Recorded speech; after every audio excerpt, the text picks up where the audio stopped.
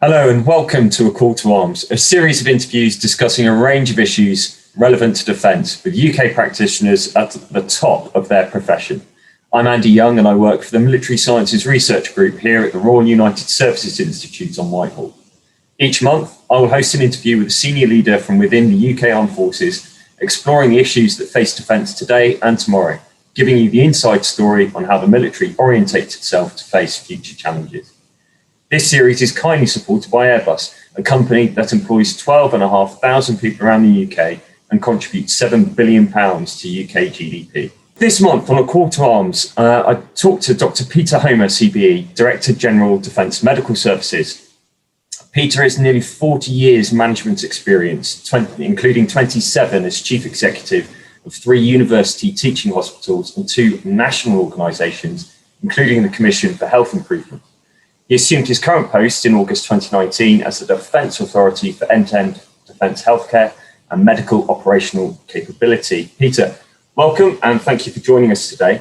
Medical services are one of those defence enablers that are seldom discussed, and yet, as the pandemic has shown, are absolutely vital not just for the armed forces but wider societal resilience. So I think this is a very timely discussion.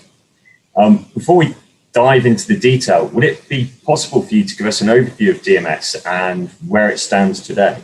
Yes, of course, and I'm really pleased to join you and others.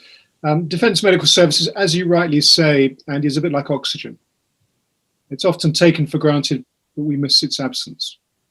And I'm delighted to say that Defence Medical Services has proudly stood shoulder to shoulder with our brothers and sisters in the NHS and across wider society to do our very best to fight the COVID fight.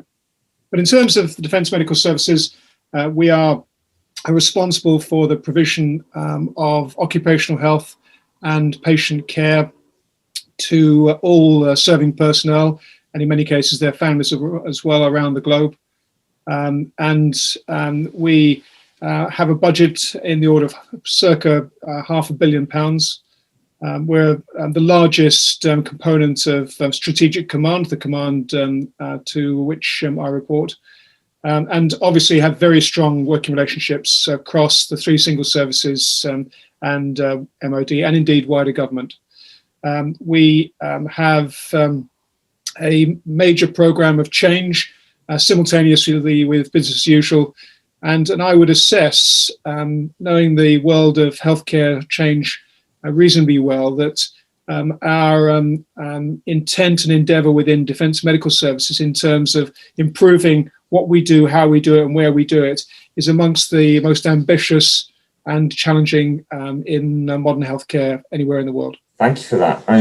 It's really interesting when you talk about developing and delivering change whilst going through the continuity of delivery in very straitened and heightened circumstances that we currently find ourselves in.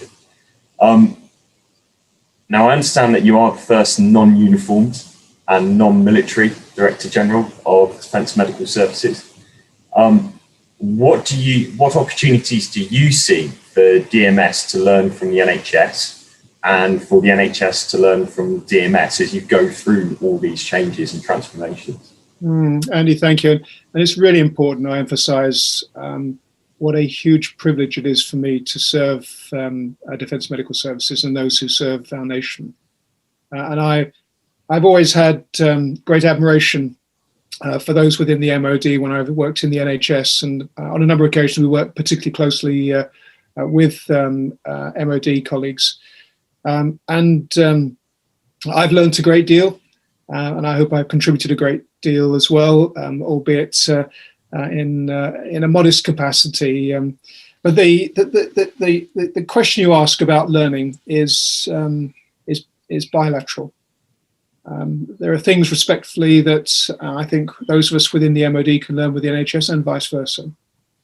And some of the areas when I was reflecting on capabilities that perhaps are more maturely developed within the NHS compared to MOD include the following.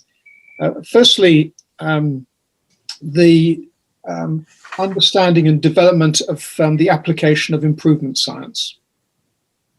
and this goes back to Deming, and there are many more contemporary exponents, but particularly in healthcare, where the disciplined application of a range of tools and techniques to improve what we do is more formalized in a structured way in the NHS than in the MOD. And that's not in any way to say the MOD is anything other than forward-leaning, very agile and very effective in terms of improving services. And indeed, we know that from major conflicts, life-saving treatments and life-enhancing treatments have been shared from the battlefield into the NHS. And I used to work in a major trauma centre, so I know full well the enormous benefits of that.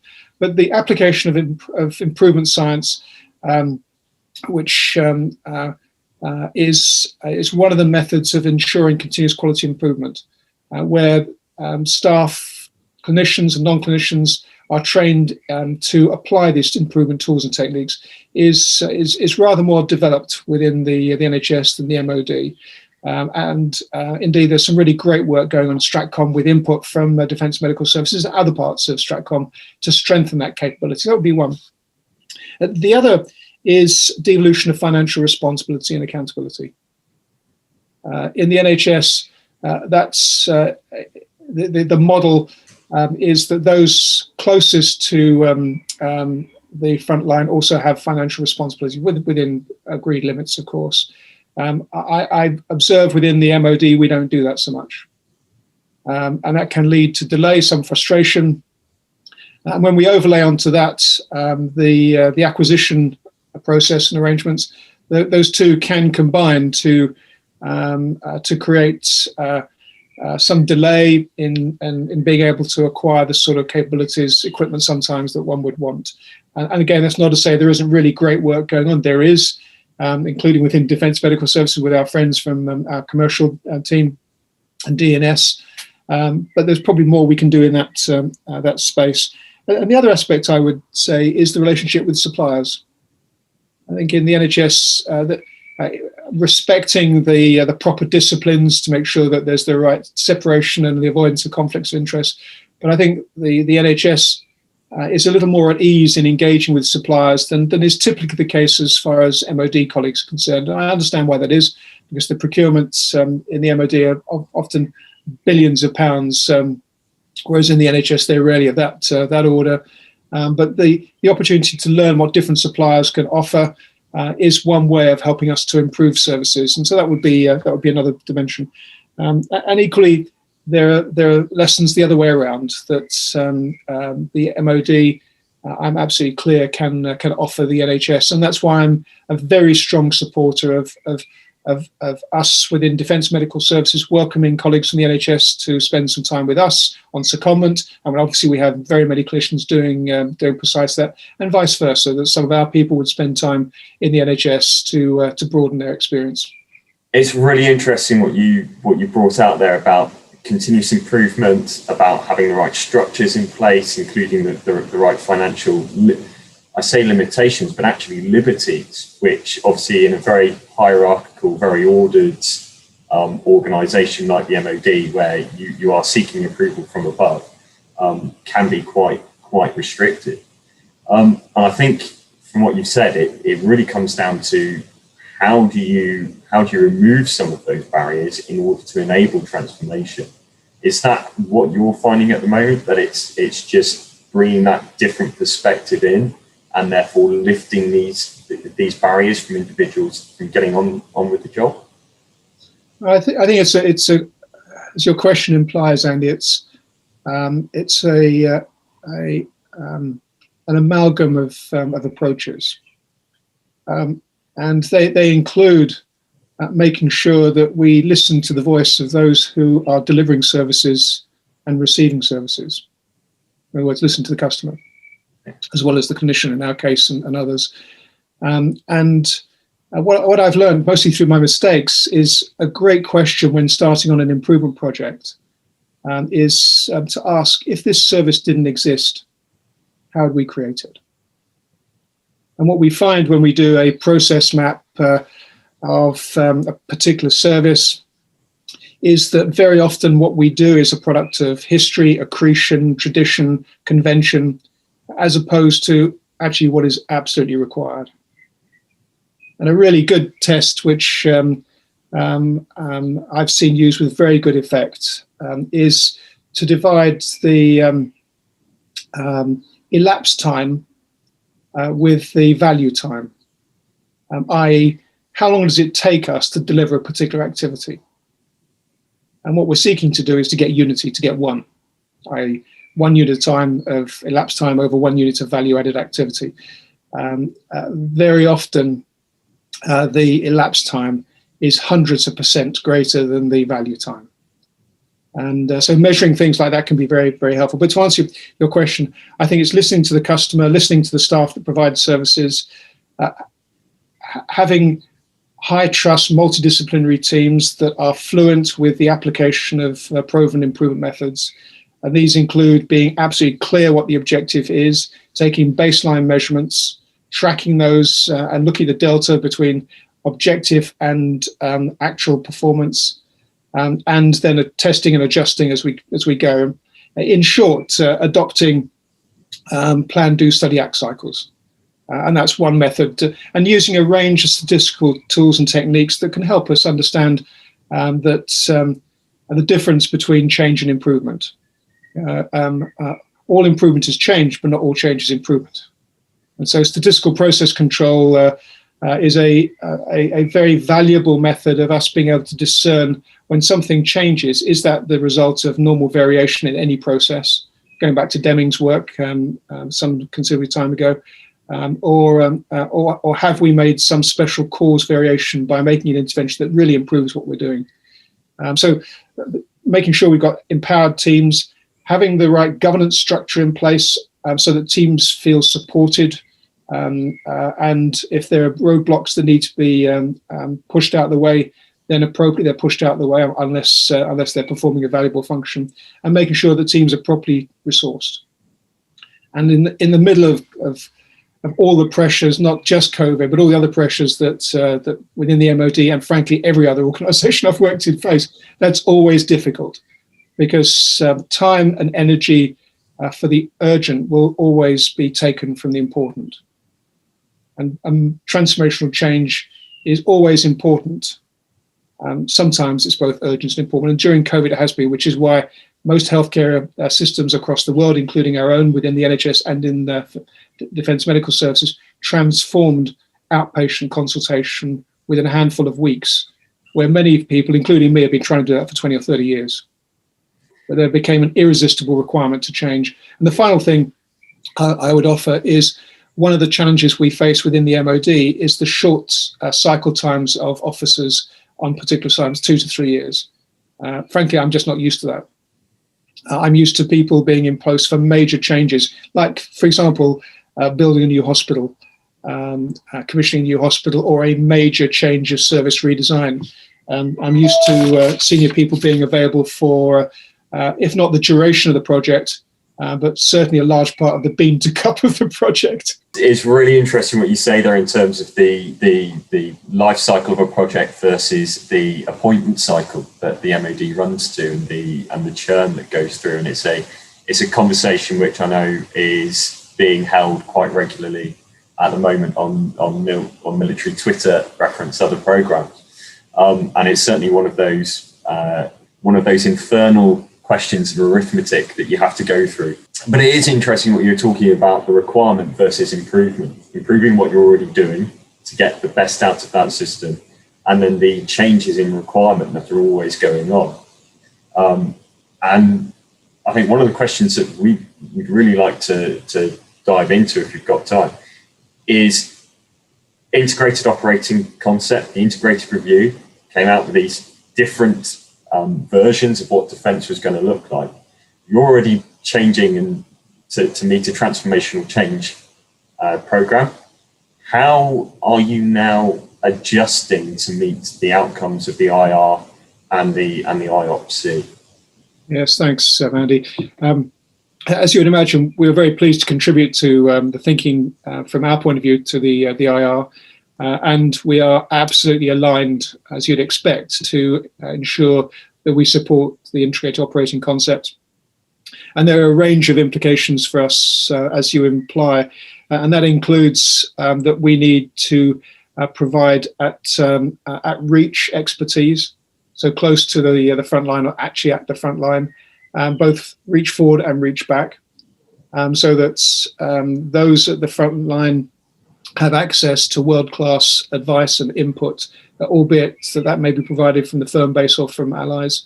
And there's some fantastic technology which is now in use, Proximy, which enables those caring for casualties at the front line to reach back to the firm base and get global expertise to help support surgical intervention and other interventions, of course, medical interventions as well. So being able to use technology and human skill and intelligence in a way that provides the very best care to those that serve our nation in often very austere environments is really important. The cold chain is really important, so blood and blood products can be provided as close to the front line as possible. And us being able to move very quickly, and having smaller teams able to move with some considerable agility, but also with the ability to cohere and coalesce when we need a larger centre of expertise.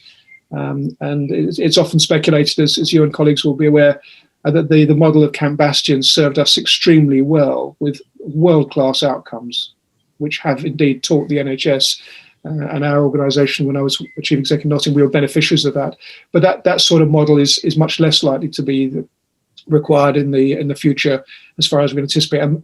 There'll be much more agile, smaller cells of clinicians that can then have access to the degree of expertise required, and then the repatriation of casualty as and when necessary. So that's a really important aspect. The application is implied in my response of digital technology and making sure that it is reliable wherever we are operating, and also that we've got methods of working as and when that technology isn't available.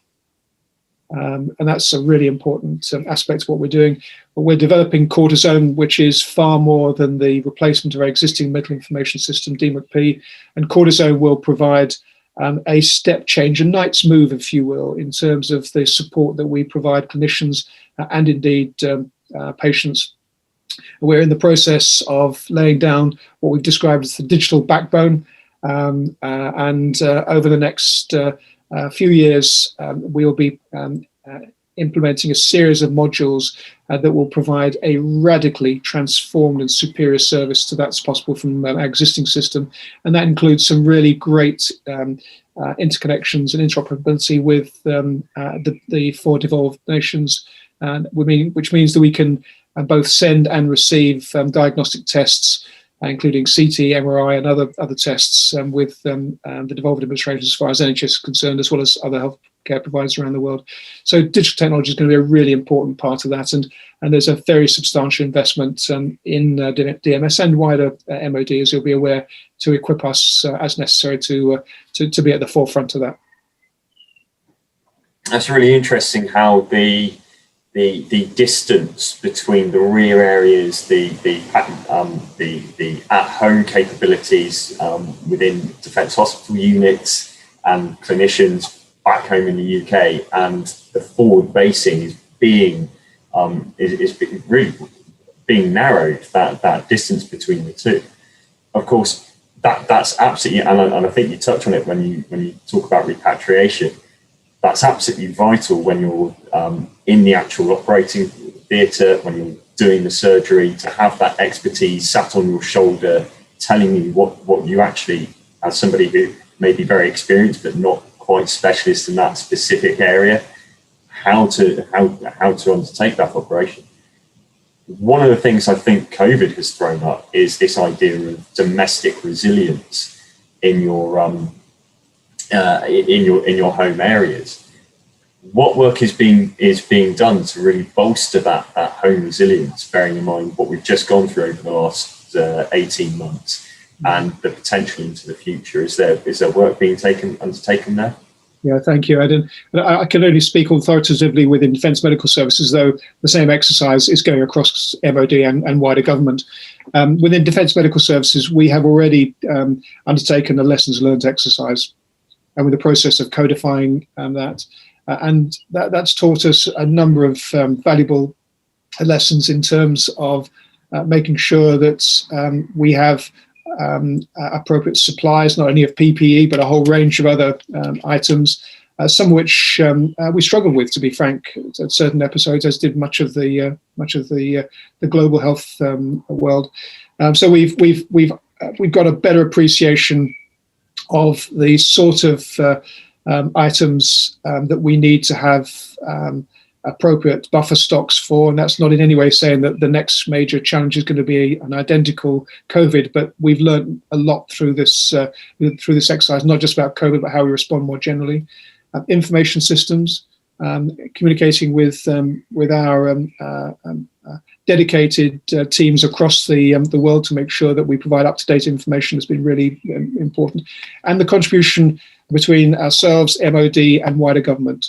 Because I think we've learned a lot about how to work as a community, all focused on doing the very best we can to serve the nation, and respect and understanding the different strengths that we bring, including the formidable abilities in terms of logistics that the military provide, and the ability to operate in a very high tempo environment in terms of the chain of command, and that's something I know NHS colleagues have valued and learnt from enormously. So we've conducted a stock take, if you will, Andy. We've codified the key lessons, and we look forward to sharing those with other colleagues so that we can enrich what we do so we're even better prepared. And that the foundation of all this, of course, are our people.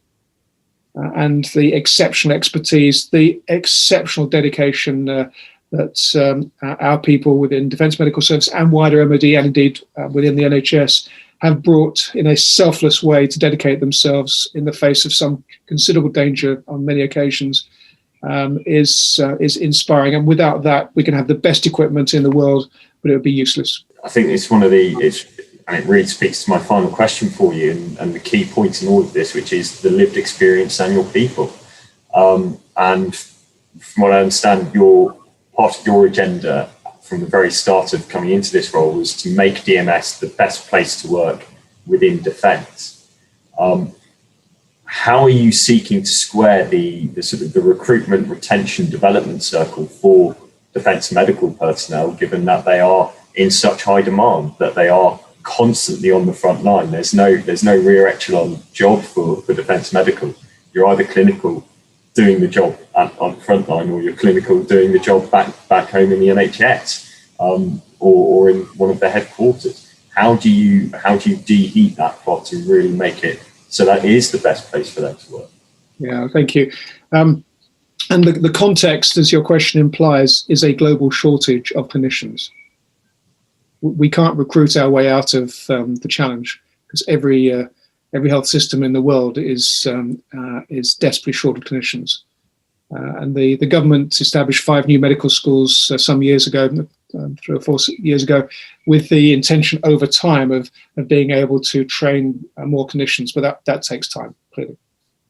So to answer your question, in terms of reconciling the challenge of demand and development and retention, recruitment, and what we're seeking to do, and this is a process, not an event. As my mentor said, who was Norwegian, my academic mentor, when I was doing my doctorate, he said, the stars should be used as navigation, if not as a destination. I.e., we've set ourselves a bold ambition, and as far as I'm concerned and we're concerned, we are going after making the DMS the best place in the MOD to work, and that will take some considerable time. And one of the key things that we can do to better understand how we accomplish that is to listen to our people, to listen to their lived experience, which we do through a variety of ways, all of them imperfect. Surveys, conversations, informal coffee rooms, virtual, physical, actually getting out and about as a leadership team, listening to NCOs, listening to the most junior ranks in terms of experience, in order to understand what can we better do to serve them to do the really important work that they do. And that is embodied in the Defence Medical Services People Plan. which is a bold mandate and manifesto of us over time breathing oxygen into the ambition of us being the best place to work in the MOD. And that means that we give careful thought on a single team basis, military, civilian, and indeed contractors, understanding individuals' interests, their career aspirations, the reconciliation between aspiration and opportunity, us seeing what training we can provide, both in DMS and, as I said earlier, outside of the DMS. We've established through some fantastic leadership by Brigadier Toby Rowland within the Defence Medical Academy for the first time, the Medical Leadership Academy and Programme. And our first cohort had 25 places. We had 250 applicants, recognising the appetite of very many to become even more skillful leaders. One of my favourite definitions of leadership development is learning to be oneself more skillfully. If we equip our people to feel confident, they will increasingly provide an environment within which they will enable people to grow in a consistent way, and they themselves will feel nourished and supported during the complete arc of their career with us. And so our people plan is really important, having succession planning, high quality appraisals for civilian as well as military, and understanding the sort of opportunities that lie ahead of an individual, and us doing our best to best equip them to compete for those roles or to be appointed to them in whatever system is appropriate, depending if they're military or civilian. And essentially us acting in accordance with our words, because it's by our deeds shall we know, not by our words. And I hope over time it will be abundantly clear that we put enormous energy and resource and value into our people. But this, as I say, Andy, this is a process, not an event. And it's at the same time as enormous pressure on our people, as with others within MOD and wider government, to deliver some very, very demanding and challenging outputs. But if I regard investment in our people as an investment, not as a cost. And the dividend comes through in that staff feel better valued, better supported. We have better retention rates. We are able to attract talent, and we are able to grow the extraordinary talent that's entrusted to us in a way that gives our patients and the single services the very best value that we can. Thank you. I think that's a fairly comprehensive overview of what I understand to be really the signature piece at the moment for Defence Medical Services, which is unified career management and how that is going to be rolled out. I'm very conscious of time at the moment. One final question to yourself: since coming into the assignment, into the post, what would you say has been your biggest takeaway thus far from the job, and what would you like to be your defining moment going forward? What would success look like to you? The takeaway experience that I have, Andy, and there are many, so it's a challenge to pick one, is dedication of the people. And inevitably, COVID has amplified that resident capability, military and civilian. But the extraordinary efforts and the sheer imagination, inventiveness that have been applied to solve some exquisite COVID challenges are just off the scale impressive. And to play a part in helping deliver that and working alongside such people is a huge privilege for me. And I see my task as to bring whatever experience I can to create an even more effective organisation to provide the optimal level of support for our people. And in terms of the signature achievement, I would want the ambition of our people plan, i.e. making the DMS the best place in the MOD, for the delta to be unequivocal. When we look at our baseline measurements, that it's clear that we've got momentum. We won't have achieved it within a few number of years, but we will over time. But to get a real sense that the lived experience of our people has palpably further improved. Thank you very much. I think that's been a very comprehensive run through of the challenges that really DMS face and what you're doing to orientate towards them. I think it's Richard Harding who said when you look at an organisation, you've got to look at its visions for success, the structures, and the lived experience. And I think all of that has come through in today's conversation. So thank you very much, Dr. Peter Homa, Director General, Defence Medical Services. Thank you. Thank you, Andy. A Call to Arms is part of the Military Sciences Profession of Arms programme. The show is produced by Peppy Van Arnen and Chris Jones and is sponsored by Airbus. If you enjoyed the show, please rate it and leave a review. Your feedback helps us tailor future interviews to what you, our audience, want to know. RUSI is a membership organisation, and it is thanks to our members and sponsors that we are able to maintain our independence, challenge orthodoxy, and deliver groundbreaking thought leadership. If you consider yourself to be connected to the profession of arms, then perhaps membership is for you. You can find more information at rusi.org/membership. For less than the price of a good cocktail each month, you can join a growing global community with exclusive access to events, research, and insights that put you ahead of your peers. Thank you for tuning in, and I look forward to welcoming you back next month for more from A Call to Arms.